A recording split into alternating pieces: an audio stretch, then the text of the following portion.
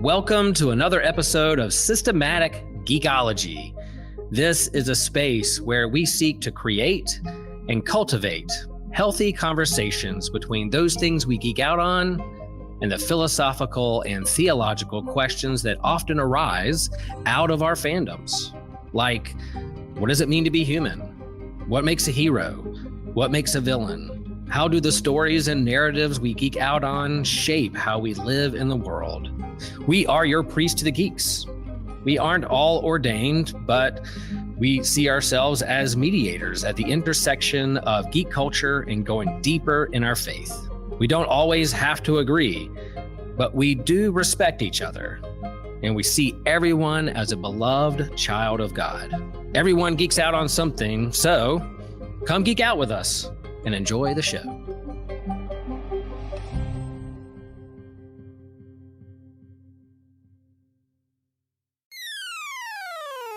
You're listening to an Anazao Ministries podcast.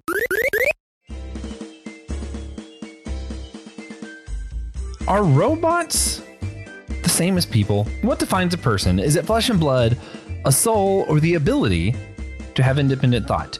Today, we're going to be getting into what it means to be a person as we look at the Netflix film, The Electric State. It's going to be a lot of fun. I am Joshua Noel, one of your hosts, here with the one and only Andy Walsh. How's it going? Doing all right, thanks. How are you? Doing well, man. Doing well. Per usual, we like to start with what we've been geeking out on, but we're going to do this as a primarily political episode. Since this film did have a lot to do with politics, we thought it would be fun to kind of jump on it, review it from that angle. But first things first, we all like to, in these kind of episodes, identify. We start off identifying a bad actor in politics, and near the end, we'll identify someone we think is a good actor in politics. So real, Bible, fiction, doesn't matter. Someone who you think is a bad actor in politics. I wanted to go first, but I can't remember exactly who I was going to say. You know, I got one. Dr. Nefarious. In the newest Ratchet and Clank game, there's a different multiverse where there is Emperor Nefarious, and he's in charge of everything. And in usual Ratchet and Clank fashion, not only is he, using his power for selfish means and all that megalomaniac kind of stuff that we definitely would never see in the real world, they do it in exaggerated, silly ways where, people are just like, what's the code? By law, the code to every club is nefarious is great. Just silly stuff. And I don't know. I love the Ratchet and Clank games, and I love that kind of satire, making fun of that kind of political leader. And it's something I need right now in our current times. So, Andy, who is a bad actor in politics that you can identify from fiction or other way places? Sure. So given that there is a lot going on right now, it feels necessary to make some comment thereon. But I'm going to cheat a little bit because I think when we're talking about the real world, labeling people as villains and good guys and so forth is a little bit reductive. And we're talking about politics, it makes more sense to talk about policies and bad actions rather than bad actors. One of my chief concerns at the moment is that we have stopped, or at least paused aid to other parts of the world that provides medicine to people who are infected with HIV and tuberculosis, among a variety of other things. But those are two big ones that have been in my mind a lot, just because of the scale of the problem. Right, I think we have some awareness of the scale of the HIV pandemic, but I think a lot of times we forget that tuberculosis is one of the biggest cause of death in terms of infections worldwide. It is still a serious problem. It is not just a thing that killed people in olden days when they wore corsets and coughed blood up into handkerchiefs. It is still a thing that is going on right now. And we've stopped providing funds to provide medicine for people for these infections. And even if we ultimately decide, well, the way we were doing it was fraudulent or corrupt or wasteful, and we need a more efficient way to do it, even just pausing these things for a while, right? That is absolutely a textbook recipe for breeding drug-resistant strains of these things. And in particular, drug-resistant tuberculosis is not something that you want to mess around with. And so, I hate to be such a real world downer right out of the gate, but those are the kinds of things around my mind at the moment. Yeah. The last one of these I did, I think we did Dead Space, was primarily political back in January. And I do think I just named Trump as a bad actor. And I still think that that's just accurate. And that administration has a lot to do with the stuff you're talking about, as well as lots of other evil things in the world. And very similar to the Emperor Nefarious cartoonish stuff, because it's stuff like we're going to put tariffs on a country that's an island that only has penguins.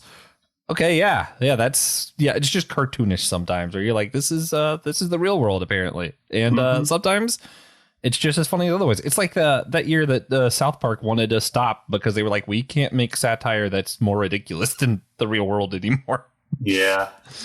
Sometimes just reading the news is the joke. Yeah, read the news, pretend like it's not real, and it would be really funny. But anyway, we do want to ask our audience to please rate and review our show on Podchaser, Spotify, Apple Podcasts, all that stuff. I know it seems like we're already in the meat of the episode, but we're not. We just like talking, and as soon as we have a reason to, we start. But also want to thank one of our supporters, Jeannie Mattingly. You are amazing. And remember, guys, you too can sponsor our show on Patreon, Captivate, or Apple Podcasts. Again, this is part of our primarily political series. You can hear the entire series using the link that's going to be down in the description. We are going into today's episode. How did we hear about the movie, and what do you think the general reception of it is so far? We mentioned this on another episode, the reception part, but how did you first hear about the film? Yeah, as a fan of the MCU, and especially the Avengers movies and the Captain America movies that the Russo brothers have directed and Marcus and McFeely have co-written, I kind of had them on my radar in general. So there are other projects like The Gray Man and Citadel and so forth, right? I've had varying levels of curiosity about all of them. And so, I think I was aware of this, when it was announced or shortly thereafter. So it's kind of been on my radar for a while and on the back burner of, I hope that turns out well. That should be, it sounds interesting. It sounds ambitious, and it should be cool to check out. Yeah. I somehow this one sneaked up on me. I'm not sure how, because I followed the Russo brothers for a long time. They were also behind Community, which I love that show. And then the Avengers stuff was great. Captain America stuff was great. But I remember I was literally just on the couch with my wife, and we opened up Netflix, and we were going down to the show we were watching, and I was like, hold up, go up one. That kind of looks like Chris Pratt. What is this random robot movie that has Chris Pratt in it? I literally had no idea that this thing existed until a couple days after it came out, and it was on the top 10 of Netflix or something, and I was like, let's check this out. And it was Chris Pratt, you got the girl from Stranger Things, the Russo brothers behind it, and a bunch of other big name actors I found throughout this, and I was like, why did I not know that this was getting made? It remains a bit of a mystery how these streaming services make money on these huge projects that, as I understand it, this is one of the more expensive movies that have been made, recently, and thus kind of ever, if you don't adjust for inflation. Between the cost of the practical effects and, the cost of all the, famous people that are involved. And yet, and that's, it's hardly alone in that. Apple does that, Amazon does that. They put a lot of money into these movies that are just for their platforms, but they don't get advertised in any of the ways that movies normally get advertised. You don't see trailers for them when you go to the movie theater for other things. You don't see TV commercials for them when you're watching, unless you're watching that service sometimes. But it seems like they just sort of arrive on your streaming platform, and they're not even necessarily at the top of the list. Come on, guys, you put a lot of money into this movie. Presumably you wanted people to see it. Tell people that it exists. It makes me think of Dr. Strangelove. Of course, you have to remember that the Doomsday Weapon, the important thing is to tell people you have it. It's kind of like that thing that TJ complains about with Treasure Planet, where Treasure Planet costs so much for Disney to make that they kind of under advertised it and intentionally released Lilo and Stitch the same year so that people would just kind of forget about it. And it's funny because it's TJ's favorite Disney movie, and it just didn't get big till much later, and it's still not as big as I probably could have been, because they're like, it costs so much. And like this is like the opposite though, where like they're doing the thing that cost a lot, and they're not necessarily hiding it because they're just going to turn around and make another thing that cost a lot. And it's like, I don't understand the goal here. Right. And it's the disconnect between, how they make their money and the production of these things and whether or not people watch them just seems very strange. And so, yeah, they seem fairly indifferent to whether anybody actually watches it. As long as people are continuing to subscribe and watch something, like, get the win. And so, yeah, we'll throw money at the next thing.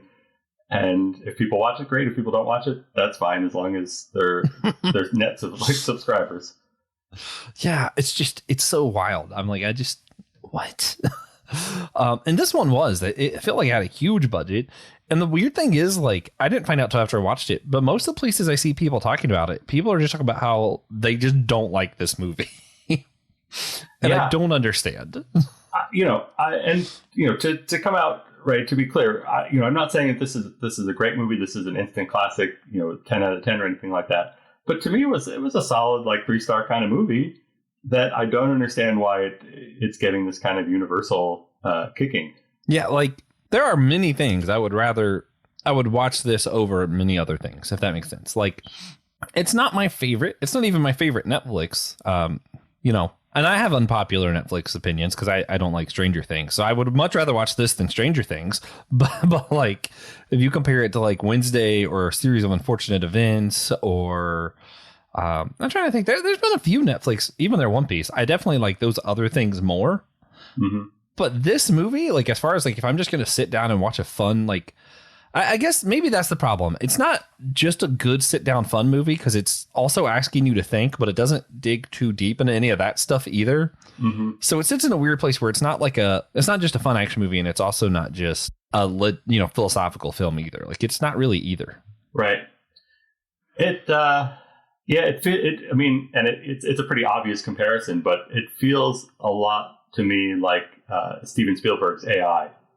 It kind of occupies that same place of bringing up a lot of issues, but doesn't necessarily get into real deep. It's not a 2001 kind of hard sci-fi. It's not Arrival. It's not really, doesn't have a whole lot to say, but it has a lot of questions and a lot of ideas. But yeah, because of that, it's not also just sort of a fun romp. And AI had that same kind of problem of it's a little bit too heavy and emotional to be a fun family Steven Spielberg movie. But it's, it also lives in the shadow of, it should have been a Stanley Kubrick project, and it should have been 2001, and it isn't. Yeah. I get all that. And I mean, I like when a film asks me big questions, even if it doesn't say a lot about the thing. I wish they would have sat and stuff a little bit longer and kind of dwelt on some of the complexities, but it kind of rather was like, and what if robots are the same as people? Moving on. And it's like, oh, hold up. Let's sit on the question for just a second. Like, you don't have to answer it for me, but let's explore that a little bit more. And I don't know. They kind of set it up like they could do a sequel, and maybe they'll do more of that in the sequel. I don't know. I'm also not sure if they'll actually make a sequel because it cost a ton and really got kicked around for some reason. Yeah, but maybe Netflix doesn't care. That's true. It does seem like Netflix might not care at all. They could make prequels. They could make sequels.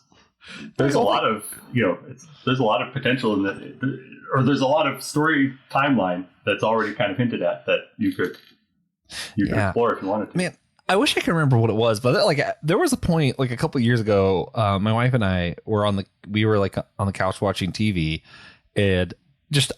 Listen, I'll be honest. Sometimes I just like really stereotypical rom-coms. I think they're hilarious. And we found one and we were like, this is great. And then we found out that it had like 4 sequels, a prequel, and a TV show. And it's all like Netflix original. I'm like, well, where did any of this come from? It's just like all stereotypical rom-com. And you're like, what? Yeah, the Lacey Chabert Industrial Complex. On Netflix. Yeah, there's a whole other corner of Netflix which is just Christmas movies and rom-coms that they make for pennies, and can churn out probably half a dozen a year with the same cast and probably the same directors and writers and so forth. But scrolling through the Netflix menu, it's not as obvious who those folks are. But yeah. You could scroll through and you hit a row. And it's like, Lacey Chabert. Well, I'm glad to see that she is getting work. Yeah, and it's like, and it's so funny though, because a lot of times you could just go along not knowing any of that stuff existed on the platform at all. Right. Yeah. Other people are logging in and have a completely different Netflix experience. I have no idea that's it. Yeah. Oh, it's so funny. But so talking about Electric State, how it got kicked around and how we haven't given our review yet, but I think it's clear that neither of us think it deserves the kicking it got. Andy, would you mind just kind of summarizing the plot the best that you can for this film? Sure. And are we going full spoilers here, or do we want to try to keep some things back? All right. All the spoilers. It's their fault they haven't seen it yet. Okay. It's right there on your Netflix waiting for you. So the premise is that we are in an alternate 1990s United States, where we just built a lot of humanoid robots to do all the things that we didn't want to do, or all the things that we thought a humanoid robot could do. And then those humanoid robots started to realize that they didn't like doing those menial jobs either, and tried to unionize and tried to organize. And eventually there was a violent uprising, which led to all of the... Hey guys, again, thank you so much for listening to our show and being part of the Systematic Geekology team. If you want to support our team, you can do so by going to Captivate. And I know most people don't listen on Captivate, but it's in the description wherever you're listening. You can go to our website.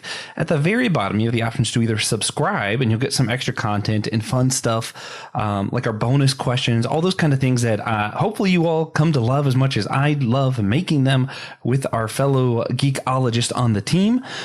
We also are hoping to do some future D&D campaigns, stuff like that, and all that's available for our sponsors. But if you don't have those extra funds and you're not really into the subscription thing, you can also leave a one-time tip, just one-time thing to help out our show as we kind of stay in the game with podcasting, keep relevant with all the technology and all that stuff. And it costs a lot to run a show, and we appreciate you for your help. Again, thank you so much for listening. We value your time, and it means a lot to us that you give us your time by listening to our show and supporting us in that way. If you feel led to support financially as well, we appreciate that. Let's get back to the show. These robots being cordoned off, sequestered, quarantined, choose your verb, in, I guess, the southwestern United States. I don't know that we ever see a map to get the exact extent. But there's some large land area in the western United States that we've just kind of given over to the robots and built a big wall. And now the two groups, the humans and the robots, are kept separate. And that's just the setup. That is the world as it stands when the movie starts.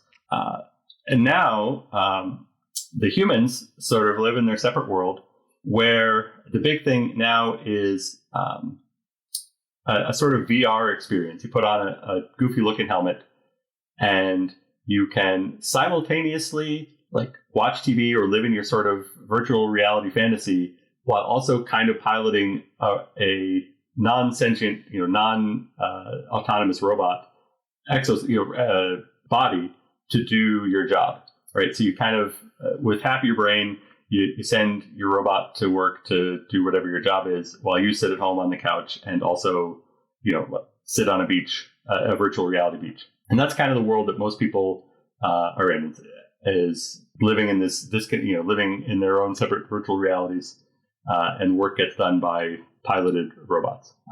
And in that world, we meet Millie Bobby Brown, who is a student, and is the one rebellious student who wants to just read books and not learn through the virtual reality helmet. And we discover that her parents and her brother died in a car accident. And so she's been kind of bouncing around the foster system.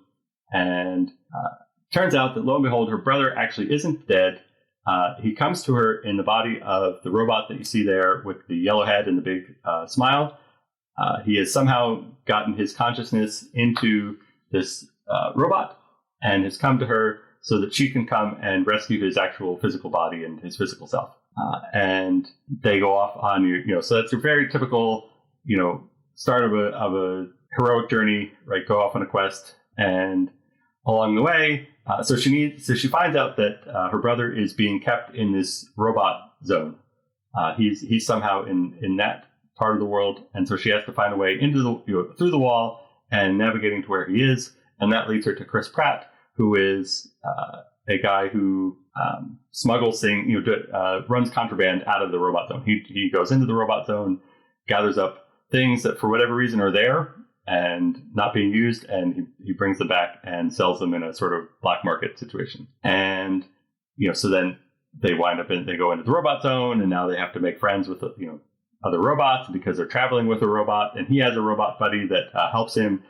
Herman is the big robot there with the sort of half sphere head and the wry grin. So that's Chris Pratt's friend.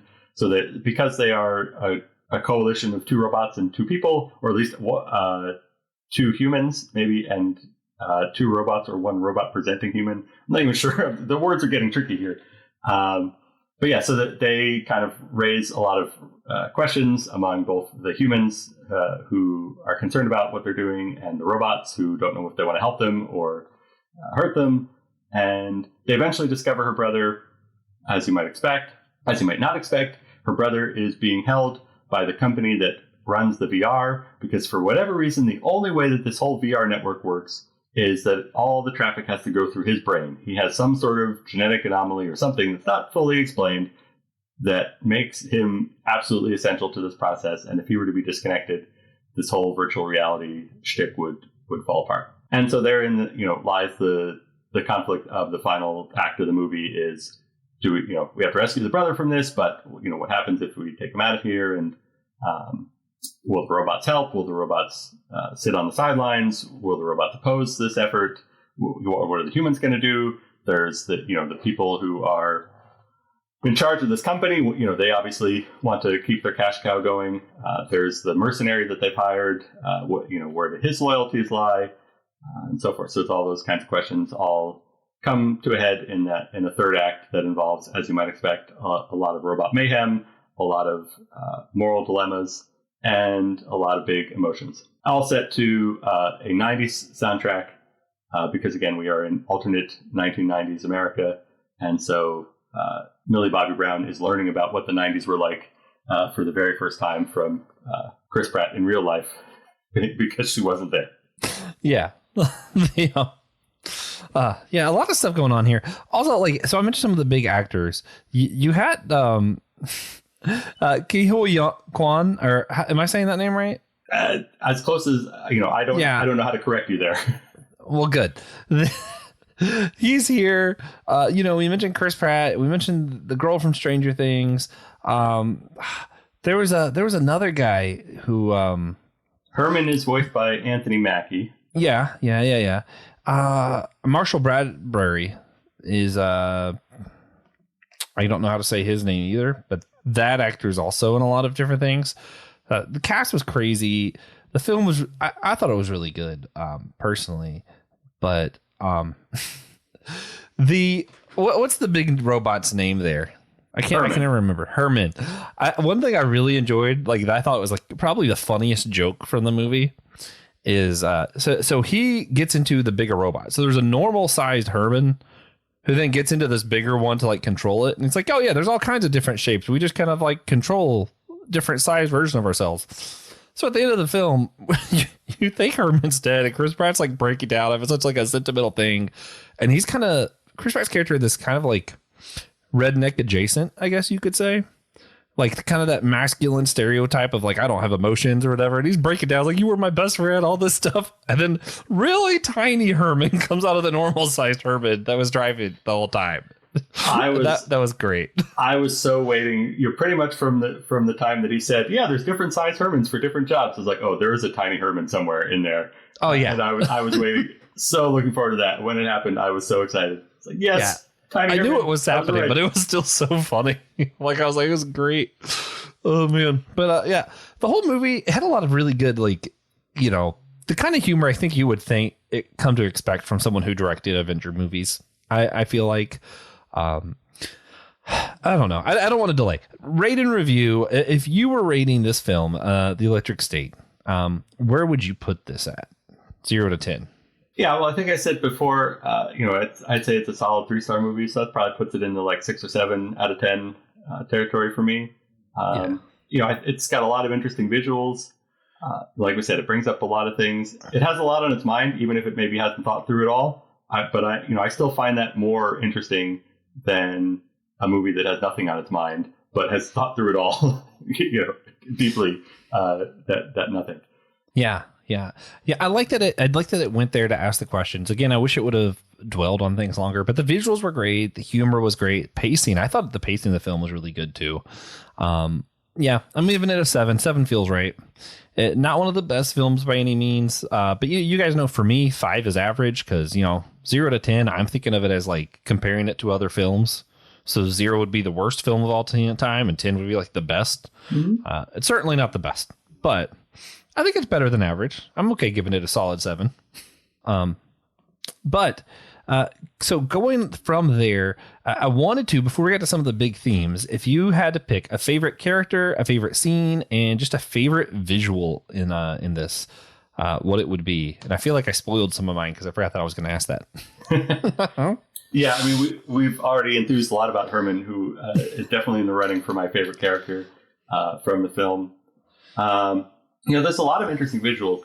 I wouldn't say that all the robots necessarily make sense, in that I'm not sure why you built humanoid robots to do at all these different scales, to do all these different tasks, or it's not even clear what all the tasks are.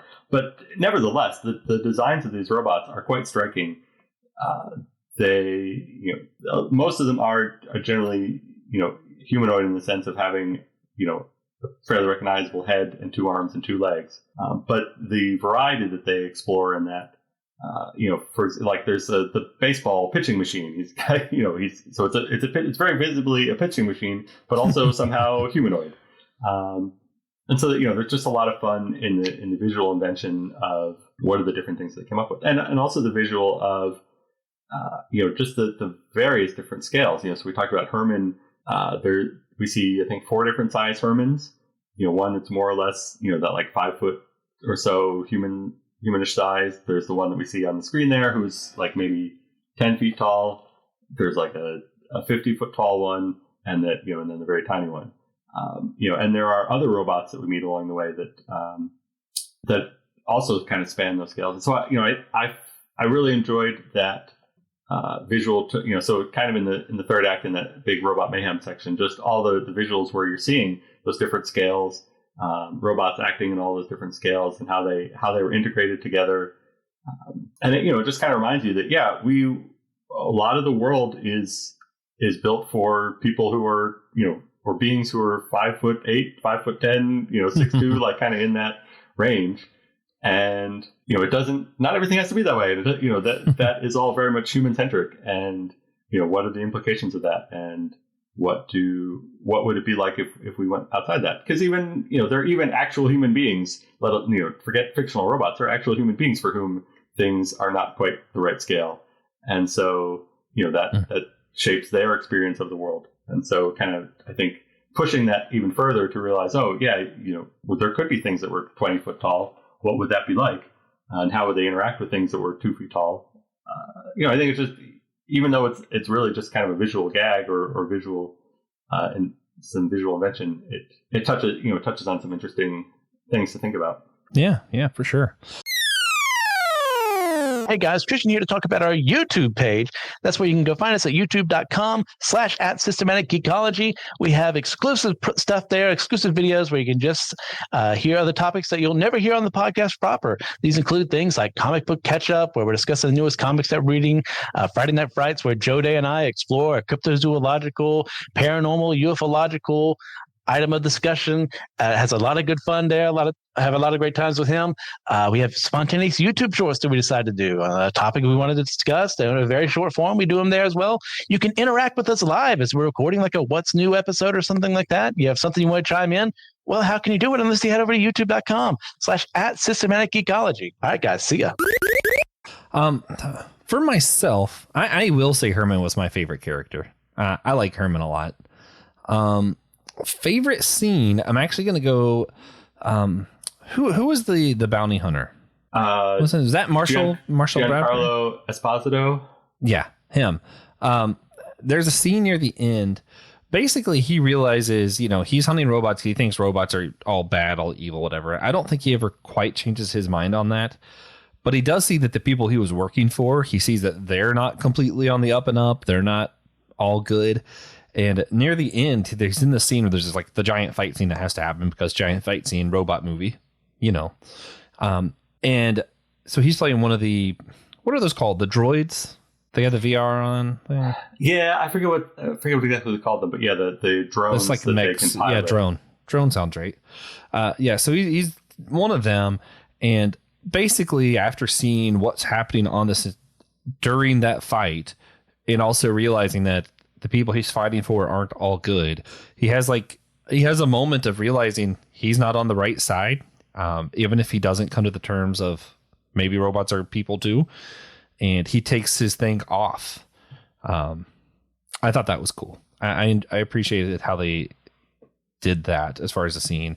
As far as visual, early on in the movie, the robot who turns out to be our main protagonist's brother, she's going up to a room and a robot's kind of like comes in and she's like, because, the only thing she knows of robots are they're bad. They killed the humans.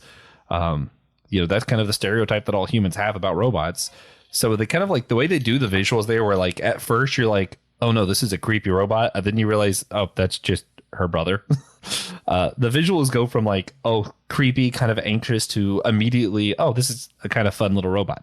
Mm-hmm. But they don't actually change the robot, but somehow they're able to use the visuals where you can kind of tell what's happening. So I like how I guess that's probably something someone who understands cinematography could comment better on. I just thought it was cool. But yeah, so those would probably be the three that I picked.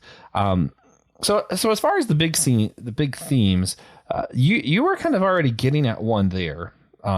Just how things are built for certain kinds of people, certain things, and we don't accommodate, whether it be robots or in real life, people of different heights, people of different abilities, all of that kind of thing. Did you want to talk any more into that appropriately, since you have the X-Men background too?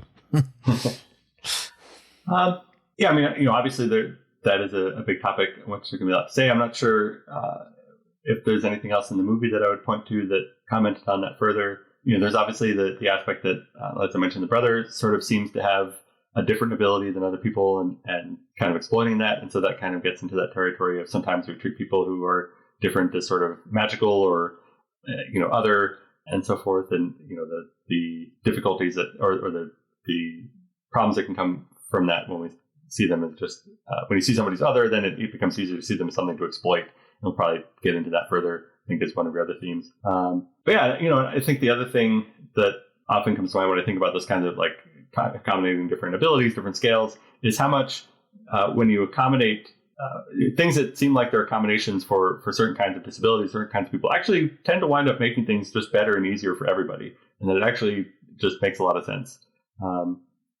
It's interesting. I read somewhere, and I wish I could remember the reference, but it was pointing out how that actually a lot of the things that wind up getting sold as those like as seen on TV kind of things that are a little bit sort of maybe seem like niche products, but have useful utility for lots of people, often started out as somebody had an idea for like a disability accommodation, and that it turns out that actually no, these things would be easier for everybody to use, or that lots of people could benefit from these things. And so I think that's a useful perspective. I'm not sure again how much that the movie has that on its mind, but I think it is kind of bringing up those questions of, hey, not everything is made to be as convenient for everyone as it could be.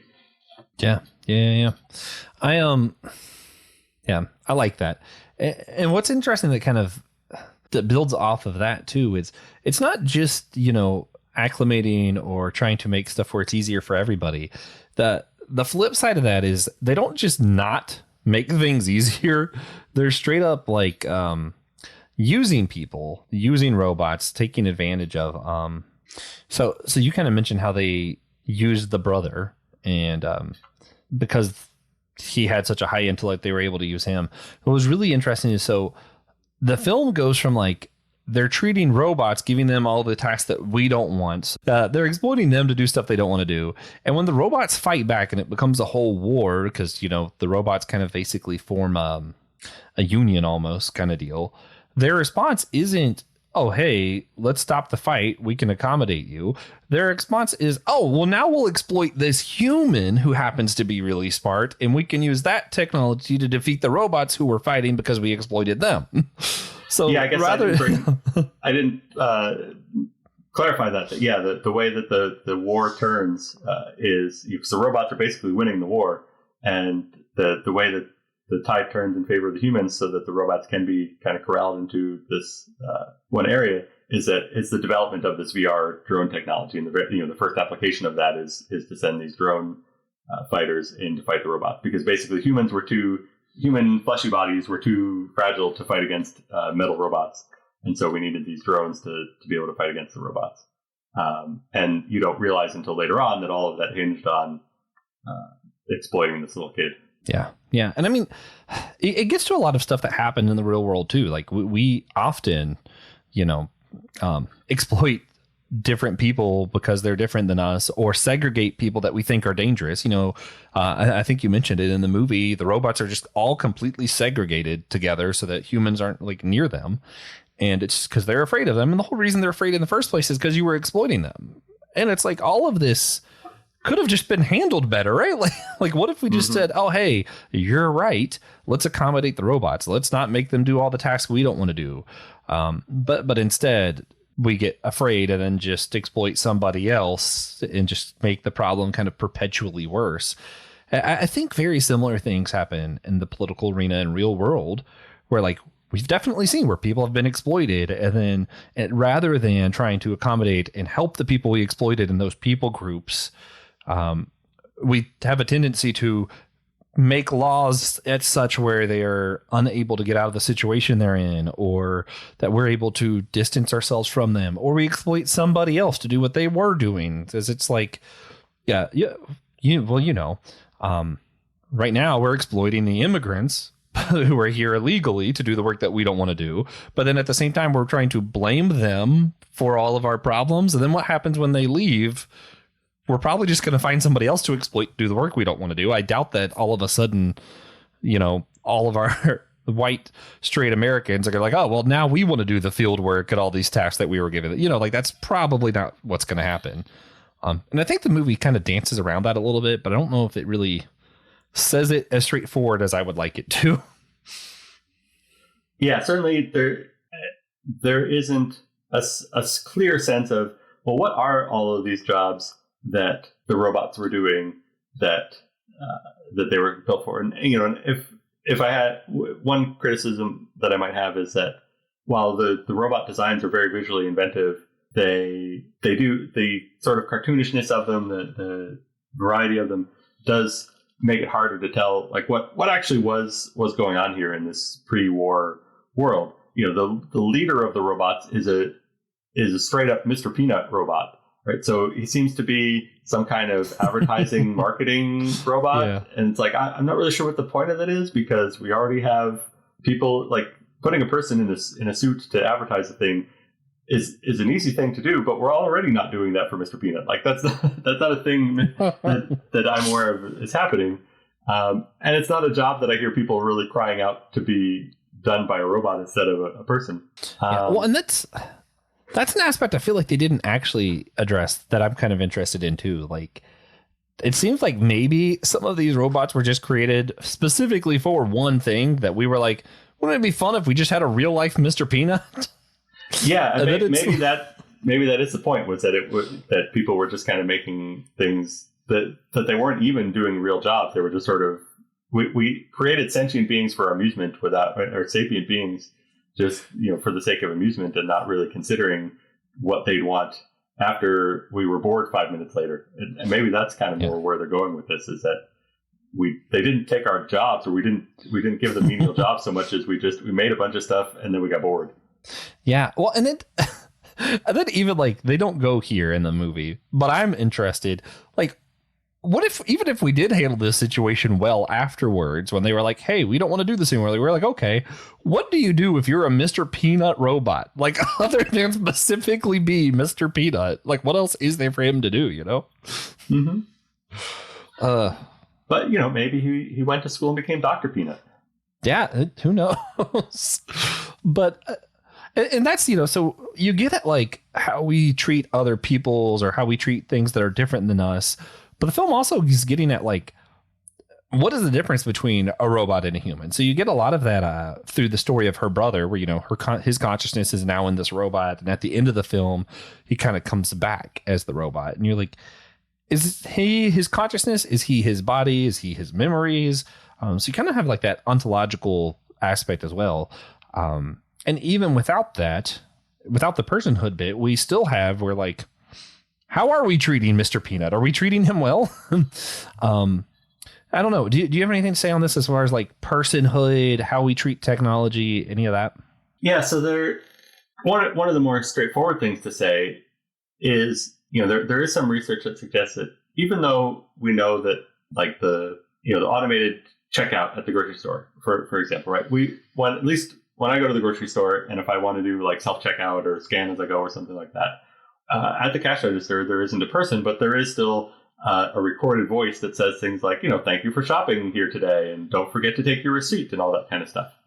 And, you know, there's some research to suggest that there is value in being polite to those things, even though we know that there is no person there. Like, I'm not at all confused about whether the cash register is sentient or not, right? Because yet, while it sounds human, I know that is literally a human voice that, you know, recorded, and it's probably only like 12 or 15 things that it says, right? You know, it was 10 minutes worth of work to record those little clips, but treating those, you know, not getting mad at it, not yelling at it, not whatever, like, is actually a value because it helps us to be better people to when we are actually interacting with people. That when we are rude or obnoxious or dismissive to our Alexas and our cash registers and so forth, that's just kind of training us to be that way to, you know, actual human servers at restaurants or the actual cashiers at stores and things like that.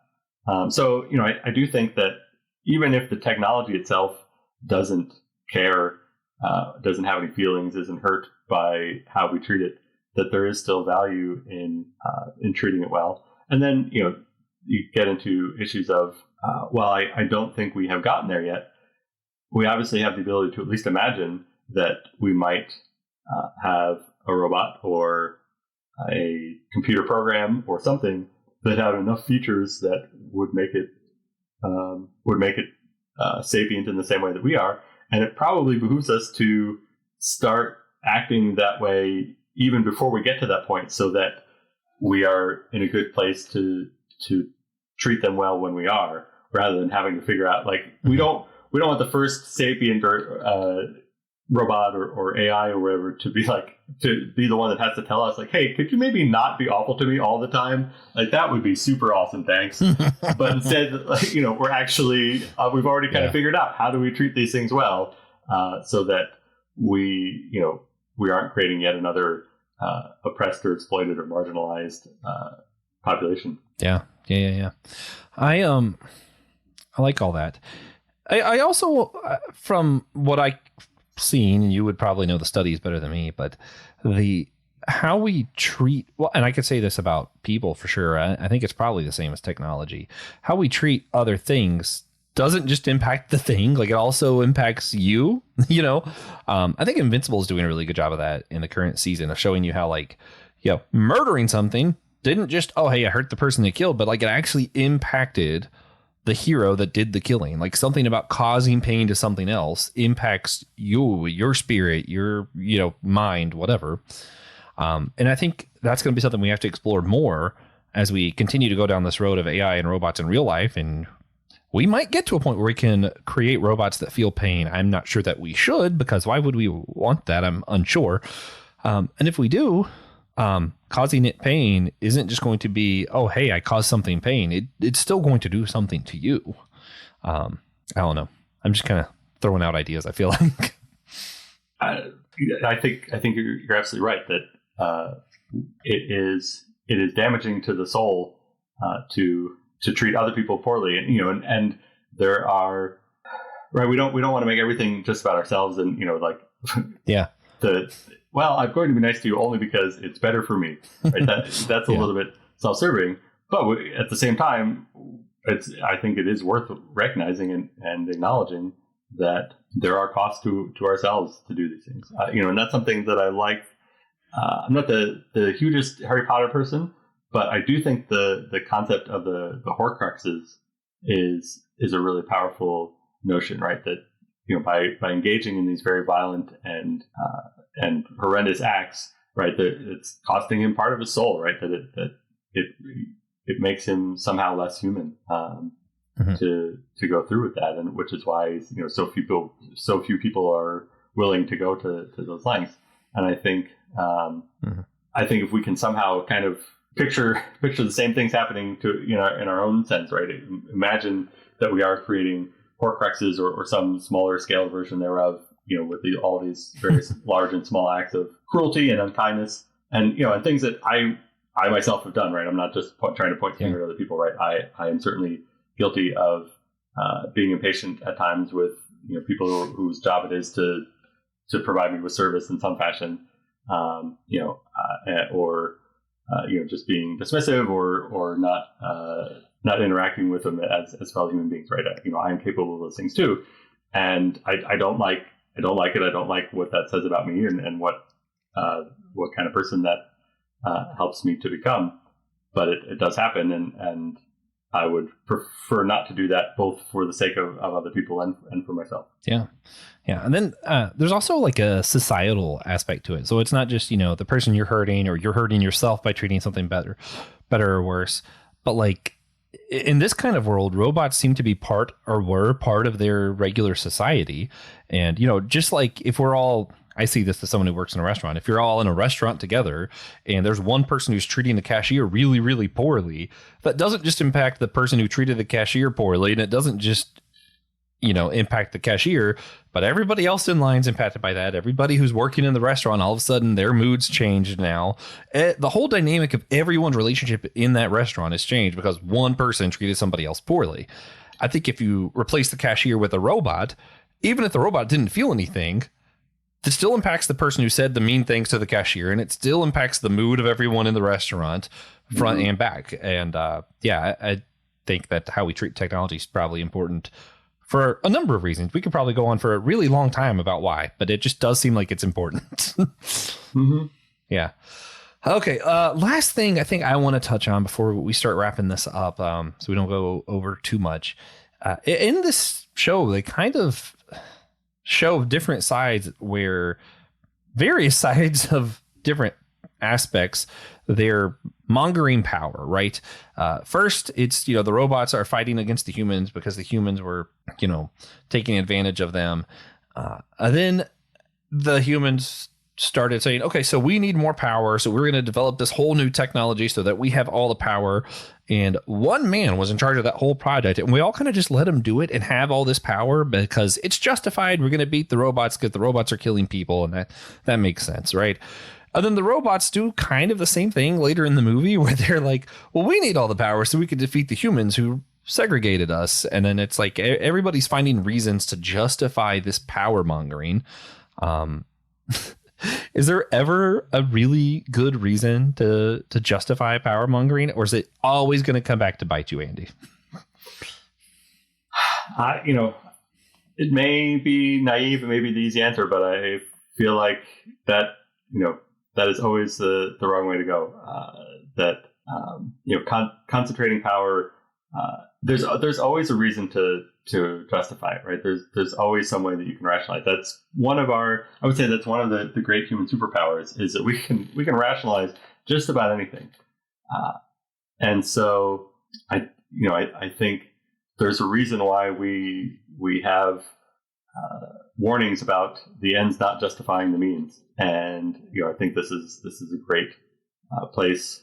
This is a great example of, or a great place to apply that just because you think that you can wield it better doesn't necessarily mean that makes it okay. It's still is still problematic in and of itself, right? There's a reason why we say absolute power corrupts absolutely. There's just not a good way to be able to exert that much influence over such a large number of people. Yeah.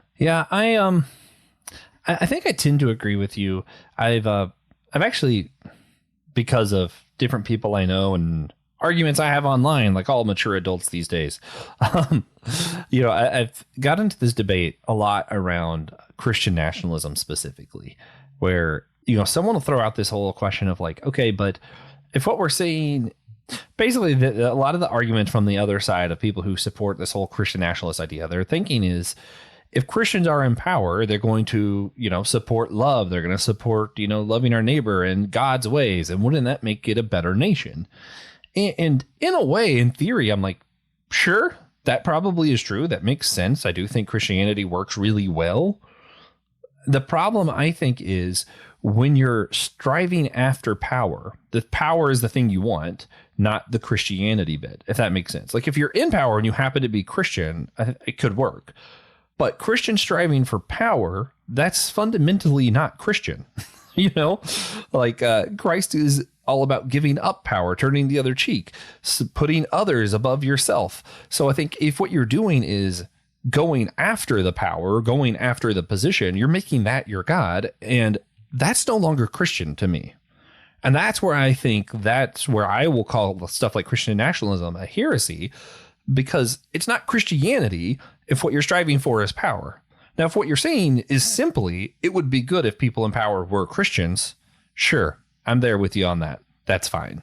But if what you're saying is Christians should try to get power, that's fundamentally unchristian from what I read in the Bible. So I'm like, I don't know, that doesn't work for me. I don't know. What do you think, Andy? Tell me that you think that I'm wrong for calling it a heresy and that I'm the heretic. Oh, are we doing one of those pick side? And, you can if you want, I guess. I think that's maybe a better way to express it, right? Is because obviously there are positions of power. There are I do think that there is a function for government and for collective action and so forth. So it's not that I am advocating for complete anarchy and individualism and nobody should have any kind of authority. But these things need to flow right from consent and in limited ways and in limited scope and with balances and checks, so that we're not concentrating power. We are distributing power in different ways at different times to accomplish different purposes. When we see that there are things that can only be accomplished by some sort of larger scale action or activity or institution. I don't think it's terribly. I don't think that I've seen an example of saying, well, if you just put me in charge, if I was just in charge of everybody, then I would be, benevolent and everything would be fine. Because that path to getting to be in charge of everybody, you've undermined that goal along the way.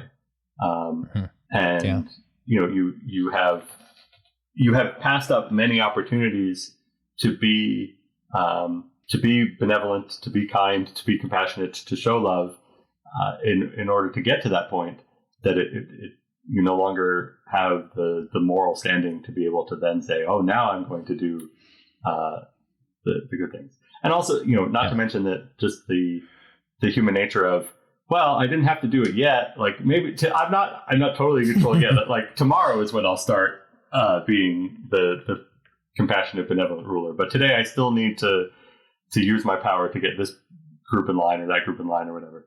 When is the time that you flip that switch? It's easy for that day to never come. Yeah. Well, and I'm going to put this all the way back to what you said when we were naming bad actors in politics in the intro, because I think a good example here is, especially because I live in America, so it's easy for me to think of American politicians. If I look at some of the presidents in my own lifetime, I see where George W. Bush, like him, hate him, whatever, when he went for the presidency, if you look at like his speeches and stuff, it's not about like him wanting power. It's he has these ideas that he wants to see happen. Even in his second term, he really had a lot of stuff he wanted to do to help the immigrants. He had an idea to completely reform our system, and he actually wrote a book about that after his presidency, which is really interesting, but kind of an aside.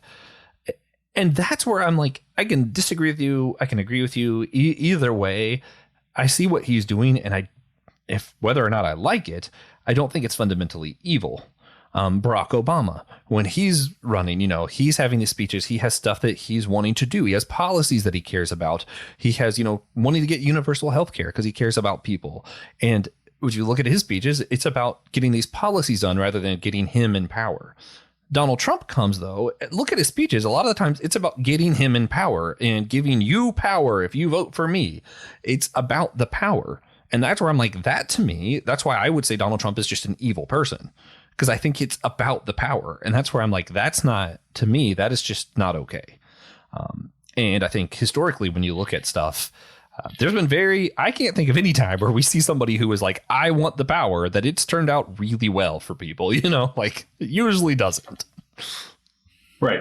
Are you viewing a position like that as a public service job, right? Is your role to do something on behalf and for the benefit of other people and all the people? Or do you see that job as, to the benefit of yourself and the people like you, or the people that help you, or the people that you feel are on your team or what have you? Because again, I do think that there is a place for these kinds of system of government and some sort of executive leadership, or one or a small number of people that are quote unquote in charge, but are they occupying that role in order to carry out service to the wider public, or are they doing it for their own gain and benefit? Right. I mean, there's a reason why the Constitution fairly early on is pretty clear on you shouldn't be able to get financial gain out of being the president of the United States. That's a conflict of interest, because when push comes to shove, you're going to choose the thing that is beneficial for the country, the things that makes you money. It's going to be real tough to say no to the thing that makes you more money. Yeah. And I think that's part of the difference of having power and power mongering. Like I think you're trying to get some things done, and people give you power so that you can have that done. You have power in that instance. But I think there's also a place where people are just trying to get power. And like, if I have enough power, I can get all this stuff that I want, and I could do it for you too. Maybe it's a little bit of chicken and the egg, but to me, it's a lot more of like, is your intention to get power, then you're going to do the things? Or is your intention, I'm already doing the thing, give me power so I can do it better? I don't know. Right. There's a difference in power mongering and having authority, I guess. Yeah. Those who are faithful with little will be given much. Good word. We like to end on Bible verses, and I'm just kidding. We don't usually, but I do think that's poignant and well said. Do you have anything else you wanted to add when it comes to politics, the electric state, Chris Pratt's haircut, anything like that? Yeah, the one other thing that I wanted to touch on, I don't remember exactly where in the development of large language models and other AI that have been making the headlines, where the script of this movie came along and so forth. But I did have a lot of problems with, wait a minute, so this one kid is kind of is the center of all of this infrastructure. Like, it all depends on this one kid's brain. Like, that seems implausible. But if you think about it in terms of it's personalizing an allegory about all of the human creativity that has gone into making the written works, the visual works of art, the music, the video, all these things that we now put into training these various models, and then we just use them to put out orders and orders of magnitude more things potentially, right? Because they can just endlessly churn out text or pictures or what have you. There is something there, I think, and whether that was actually on the minds of the filmmakers when they put these things together, or whether that was too early, I can't say for sure. But it was much more comfortable kind of with that aspect of the movie, thinking about in terms of, yeah, actually, that is kind of what we're doing. Yes, they boil it down to one person because it's easier to relate to one person than kind of a class of people. But that is kind of what we're doing, is we're taking the creative mental work of a relatively small number of people and then just amplifying that, but in a way that completely removes the attribution to the people that did that creative work. And so, again, it's not a theme that the movie has a ton of things to say about, but I think it is something else that it touches on, or it's hard not to reflect on in light of current events, even if that wasn't, like I said, even if that wasn't something the filmmakers were trying to say. Yeah. I actually, I didn't think about it from that perspective. That's interesting. I also had thought of it almost symbolically, where, in this film, we're treating a lot of robots as if they're less than human. And you see a lot where the robots are very human in the film. Mm-hmm. So I also thought that maybe they were trying to show a human as being very robot, because they're basically just using his brain as a computer. So I was like, maybe they were kind of doing something like that too. I'm not sure, but I suspect there's something to that there. Yeah. A lot of stuff I think you could pull at that they kind of like that was like there, but they didn't go into it enough that if it was intentional that it was there, or if it was just there because there's robots in movies and people who think like us will find it, whether it's there or not. Mm-hmm. But I don't know. I had a lot of fun with this movie. I had a lot of fun with this. If you're good, I think I'm going to go ahead and jump to the wrap up. Let's do it. All right. So with that, we identified it bad actor in politic, or policies, I guess. We like to end these kind of episodes, or primarily political episodes, by identifying a positive political actor, someone that we think who was beneficial in a political way from either real life, the Bible, or fiction, wherever you want, really. I wanted to go Bible here in a maybe kind of a weird way. James, who I believe is the brother of Jesus, literally, in the New Testament.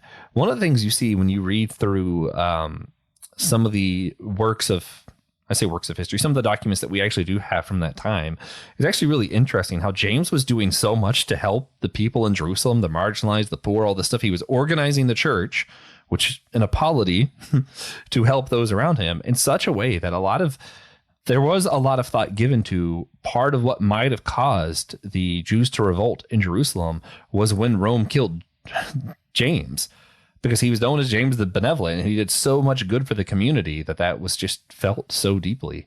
I'm going to shout out James for being a good political actor within the church, the early church there in Jerusalem.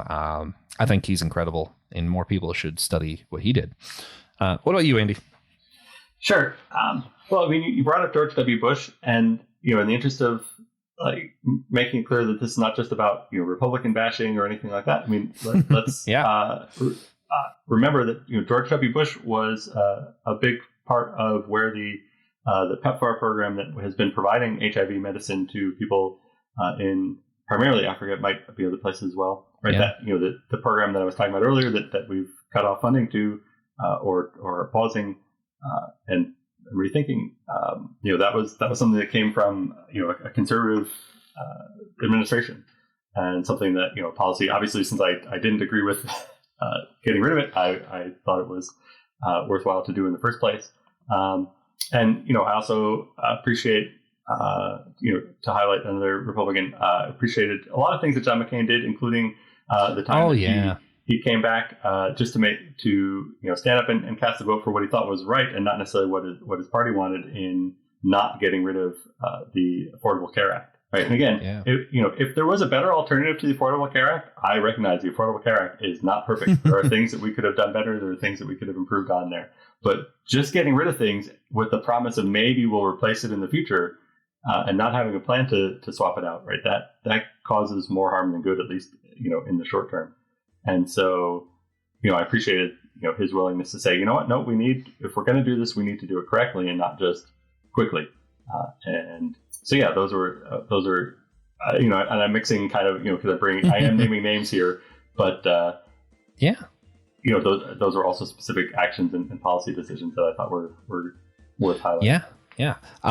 Also, this isn't strictly a politics podcast, but in theme, I just think everybody should take the time, if you want a little bit of amusement and to see what people like me mean when we're like, a lot of this is just tribalism for tribalism's sake, compare Romney's Romney Care in Utah to Obama's Obamacare federally. It's almost the exact same plan. It'll blow your mind. And with that, guys, we're going to go ahead and finish this up here. If you would, we would really appreciate if you guys could rate and review our show on Podchaser or on Good Pods or Spotify, Apple Podcasts. One of those, the Podcasts or Good Pods, that helps like search engines like Google, Spotify, Apple Podcasts. It helps other people looking for podcasts in those apps. So all of those are a big help to us. Cost you nothing but time, and we would really appreciate it. Also want to shout out again, Jeannie Mattingly. Thank you so much. You make our show possible through your donation. If you guys want your own shout out, again, Apple Podcasts, Patreon, or Captivate, you can get your own shout out on the show as well for as little as $3 a month. Check out the rest of our primarily political episodes down below with that link in the description. And remember, we are all a chosen people, a geekdom of priests. Till next time.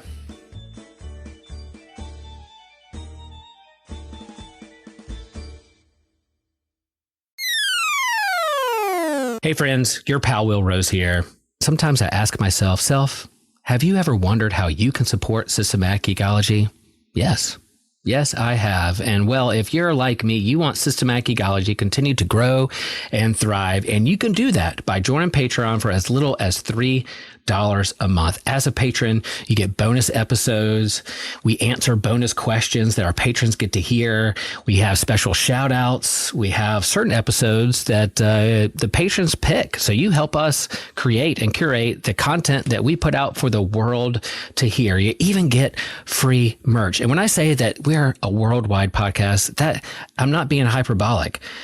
Somebody told me that we have over 20,000 subscribers from all over the world, and just half of those subscribers join Patreon for $3 a month. We would be set on keeping moving forward with the tech that we need to have the quality of podcast that we want our hearers to experience. And it'll help us get to certain events and conventions so that we can see you face to face and geek out with you in person. And let me just share that there's no shame, no guilt. If you can't join Patreon at this point, that's okay. That's okay. Just keep listening, keep sharing, keep liking, because yes, we're proud of what we're doing at Systematic Geekology. And friends, guess what? You can subscribe to Patreon for free to receive one extra bonus episode a month via the Patreon or Spotify app. That is fantastic. And we're glad that you're a part of it. Hi, friends. It's Laura here. And I just wanted to say thank you for listening to our show. Systematic Geekology is a part of a larger podcast network called the Anazao Podcast Network. Dummy for Theology is Joshua Noel's show discussing different theological topics from various perspectives and attempting to give people more questions than answers. My Seminary Life is Brandon Knight's show. It started as him going through what he was learning in seminary, and after he graduated, he's been doing independent studies and has a lot of fun series like on hermeneutics, Bonhoeffer Summer, and worship. And then Friday Night Frights is a monthly show with Christian Ashley and Joe Day. They have a vote on the Systematic Geekology Facebook group to choose a topic each month and discuss everything from cryptos to ghosts to aliens to serial killers and more. So we hope you'll give it a listen, and thanks for being part of what we're putting out there.